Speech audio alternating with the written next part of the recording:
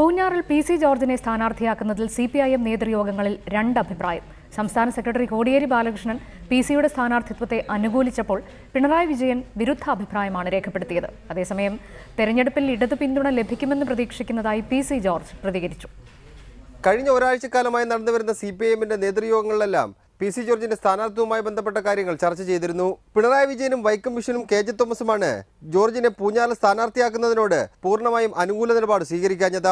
പ്രാദേശിക ഘടകങ്ങളുടെ എതിർപ്പ് ചൂണ്ടിക്കാട്ടിയാണ് ഇവർ യോഗങ്ങളിൽ സംസാരിച്ചത്. എന്നാൽ സംസ്ഥാന സെക്രട്ടറി കോടിയേരി ബാലകൃഷ്ണൻ അടക്കം ചിലർ പി സി ജോർജിനോട് അനുകൂലമായ നിലപാടാണ് സ്വീകരിച്ചത്. ജോർജിനെ മത്സരിപ്പിച്ചില്ലെങ്കിൽ UDF വിരുദ്ധ വോട്ടുകൾ ചിതറിപ്പോകുമെന്നും അതുകൊണ്ട് മത്സരിപ്പിക്കുന്നത് ഗുണം ചെയ്യുമെന്നും ഇവർ അഭിപ്രായപ്പെട്ടു. വിശദമായ ചർച്ച നടന്നെങ്കിലും പി സി ജോർജിന് പിന്തുണ നൽകേണ്ടതില്ലെന്ന തീരുമാനം സെക്രട്ടേറിയറ്റ് ഇതുവരെയും എടുത്തിട്ടില്ല.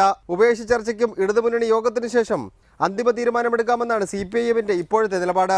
അതേസമയം തനിക്ക് ഇടതുമുന്നണിയുടെ പിന്തുണ ഉണ്ടാകുമെന്ന് നേതാക്കൾ നേരത്തെ പറഞ്ഞിരുന്നുവെന്ന് പി സി ജോർജ് പ്രതികരിച്ചു. കമ്മ്യൂണിസ്റ്റ് പ്രസ്ഥാനങ്ങൾ രാഷ്ട്രീയ കക്ഷികളെയും വ്യക്തികളെയും അപമാനിക്കുകയും വഞ്ചിക്കുകയും ചെയ്ത ചരിത്രമുള്ളത് എനിക്കറിയില്ല. അങ്ങനെ ഉണ്ടോയെന്നറിയാം, നമുക്ക് അടുത്ത LDF കഴിഞ്ഞ് നിശ്ചയിക്കാം. ഫ്രാൻസിസ് ജോർജ് വിഭാഗം പൂഞ്ഞാർ സീറ്റ് വേണമെന്ന് ഇടതുമുന്നണിയോട് ആവശ്യപ്പെട്ടിട്ടുണ്ടെങ്കിലും പി സി ജോർജിനെ ഇതുവരെയും CPIM പൂർണ്ണമായും തള്ളിക്കളഞ്ഞിട്ടില്ല. വരും ദിവസങ്ങളിൽ നടക്കുന്ന ചർച്ചകളിലാണ് പി സിയും പ്രതീക്ഷ വെച്ച് പുലർത്തുന്നത്. റിപ്പോർട്ടർ, തിരുവനന്തപുരം.